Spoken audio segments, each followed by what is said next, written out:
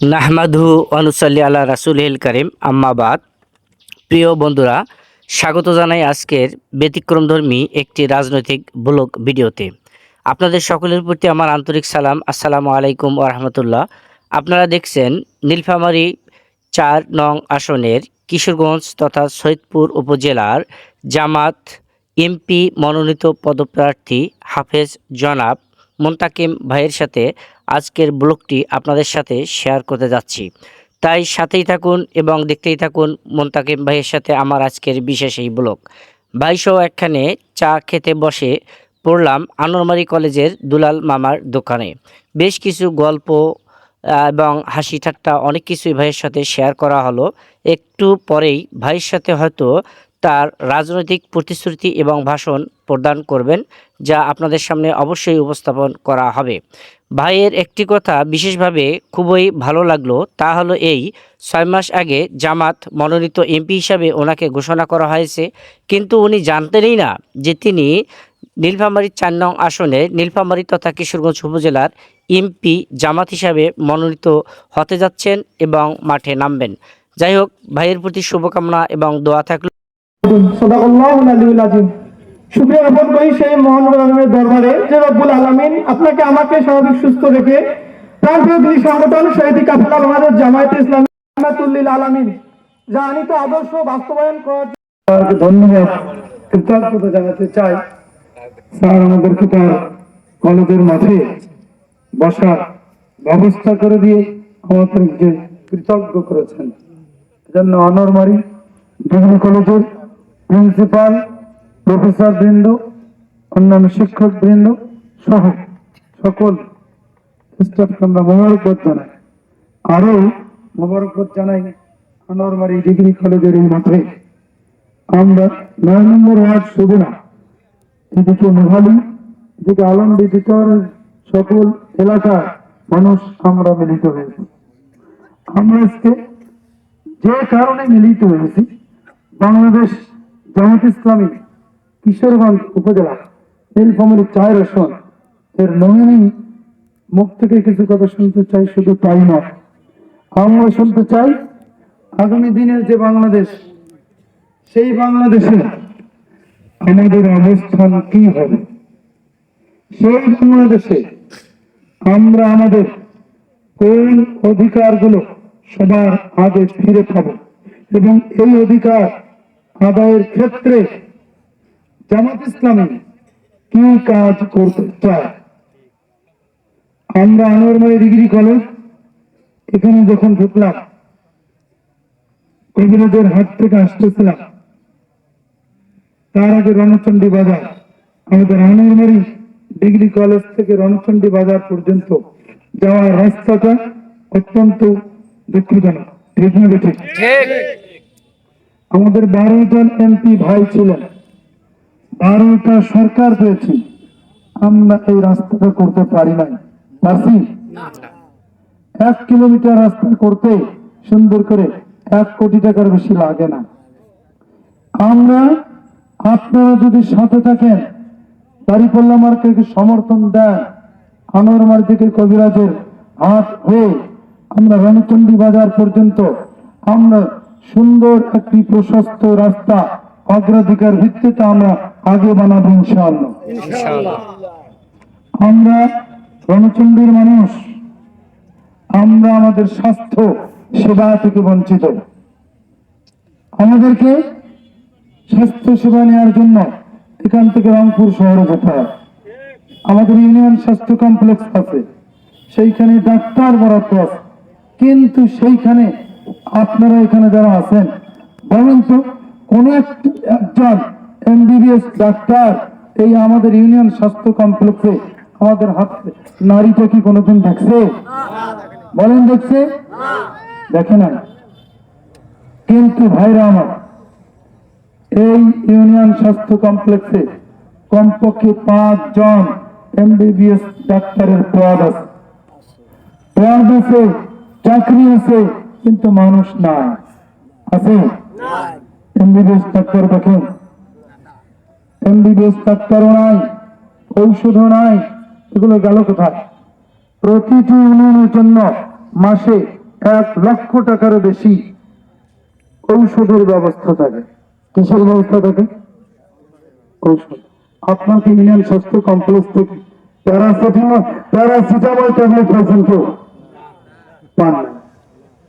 আমাদের এই ঔষধ গেল কোথায়? কার কাছে আমরা জানতে চাইবো? পরের কথা, আমি নিজেও জানতাম না যে আমার স্বাস্থ্য কমপ্লেক্স থেকে আমার নামে প্যারাসিটামল বরাদ্দ আছে, ঠিক না বেটি? কিন্তু আমরা জানতে পারি নাই আমার অধিকারের কথাগুলো, আমরা জানতে পারি নাই আমাদের স্কুল, কলেজ, মাদ্রাসা, মসজিদ, মন্দির, শ্মশান, প্রস্থান এগুলোর বরাদ্দের টাকার পরিমাণ কত, আমরা পেয়েছি কত, জানেন আপনারা? কেউ শুনেছেন কোনোদিন? মুখে মুখে শুনি। আমরা বলতে চাই, আমরা এই অধিকারের কথাগুলো শুধু শুনবো না, আগামী দিনে জানবো না। আদায়ের জন্য জামাত ইসলামী আপনাদেরকে সাথে নিয়ে অধিকার আদায়ের আন্দোলনে লড়াইয়ে ব্যস্ত রয়েছে। সেই লড়াইয়ে আপনাদের সাথে আমরা থাকতে চাই। আপনারা কি থাকতে চান? ইনশাআল্লাহ। প্রিয় রণচণ্ডীবাসী, আনোয়ারমারীবাসী, আমরা যে কথা বলতে চাই, এই 9 নম্বর ওয়ার্ড আমাদের প্রত্যন্ত এলাকা।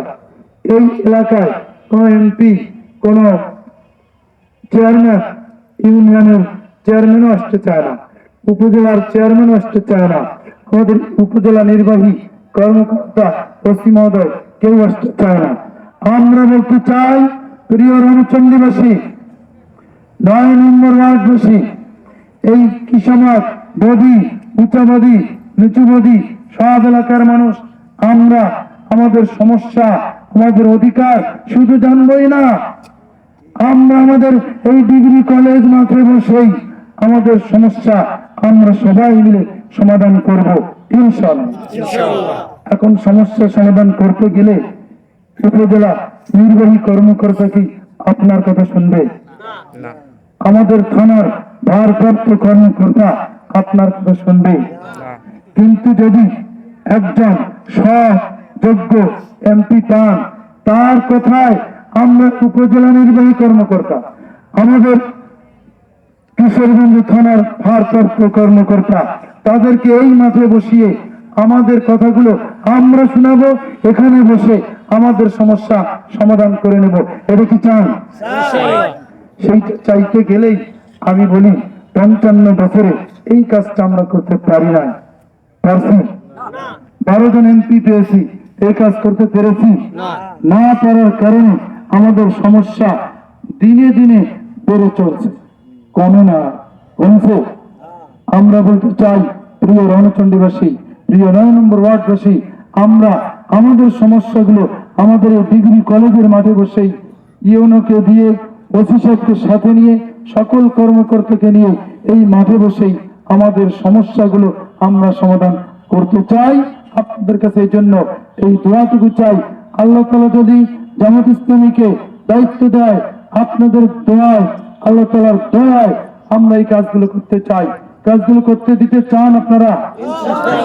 চান আপনারা? যদি চান, আগামী দিন আপনাদের দাঁড়িপাল্লা মার্কায় আপনাদের সমর্থন চাই। রাজি আছেন? কারা কারা ভাই রাজি? একটু দেখতে চাই জনগণ। আল্লাহ আমাদেরকে কবুল করো। প্রিয় 9 নম্বর ওয়ার্ডবাসী, আমি আর কথা বাড়াতে চাই না। আমার রবিউল ভাই, অ্যাসিস্ট্যান্ট সেক্রেটারি, আমাদের অত্যন্ত প্রাঞ্জল ভাষায় আমাদের কথাগুলো বলেছেন। আমাদের উপজেলা কর্মী পরিষদ সদস্য আব্দুল হক ভাই অত্যন্ত সুন্দরভাবে যুক্তির সাথে আমাদের কথাগুলো বলেছেন। আমাদের এই ইউনিয়নের সেক্রেটারি মারিফ সাদ্দাম ভাই আমাদের এই কথাগুলো বলেছেন।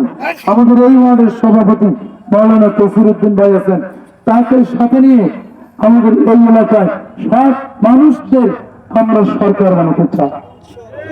আমাদের নেতৃবৃন্দ কেউ অসৎ নয়। যদি আপনি দুর্নীতিমুক্ত একটি দেশ চান, সৎ একটি সরকার চান, তাহলে রাজনীতিবিদদেরকেই আগে সৎ হওয়া লাগবে, ঠিক আছে?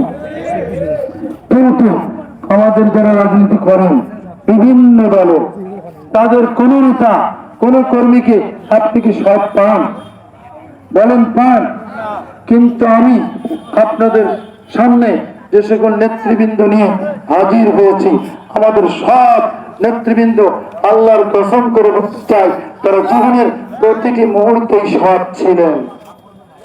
এই সৎ লোকদের নেতৃত্বে আল্লাহর আইন বাস্তবায়নের মাধ্যমে আমরা রায়চন্ডীকে মানুষের অধিকার আদায়ের একটি ইউনিয়ন বানাতে চাই, যে ইউনিয়নে কোনো মানুষ তার অধিকার থেকে বঞ্চিত হবে না, কোন মন্দির আর কোনো ভাঙ্গা অবস্থায় থাকবে না, কোন শ্মশান আর সেই শ্মশানে মাটি নাই, সব মাটি ধুয়ে দলাবাড়িতে চলে গেছে, এরকম শ্মশান আছে না নাই? এই বরাদ্দের টাকা কে খাইলো? আমাদের কোন মন্দির প্রাঙ্গণ বাউন্ডারি দিয়ে ঘেরা নাই, আছে? মন্দিরের এই বরাদ্দের টাকা কে খাইলো? ওই সব অসৎ রাজনীতিবিদ। কাজে আসুন, আগামী দিনে আমাদের মন্দির, শ্মশান, গুরুস্থান, মসজিদ, ক্লাব, স্কুল, কলেজ, মাদ্রাসা, রাস্তাঘাট প্রত্যেকটি আমরা উন্নয়ন করতে চাই সৎ মানুষদের নেতৃত্বে। সেই সৎ মানুষ আমার রবিউল ভাই, সেই সৎ মানুষ আমার আফজাল ভাই, সেই সৎ মানুষ আমার সত্তান ভাই, সেই সৎ মানুষ আমার কসুর ভাই। তাদের নেতৃত্বে আগামী দিনে দাঁড়িপাল্লা মার্কার মানবিক রায়চন্ডী বানাতে চাই আমরা ইনশাআল্লাহ। আমি আর কথা বাড়াতে চাই না, শুধু এতটুকুন বলতে চাই, বড় বড় কথা নয়, এসব কাজ করতে গেলে টাকা লাগে কিনা বলেন? লাগে। এখন আমাদের একদল রাজনীতিবিদের ভাষায় টুপিওয়ালাদের টাকা কোথায়? টুপিওয়ালাদের নাকি টাকা নাই, টুপিওয়ালারা টাকা কিভাবে কামাই করবে জানে না। আমরা বলতে চাই, প্রিয় রামচন্দ্রবাসী, আপনার ফেসবুক দেখেন, পত্র পত্রিকা দেখেন, আমাদের বাংলাদেশের শুধুমাত্র ব্যাংক খাতে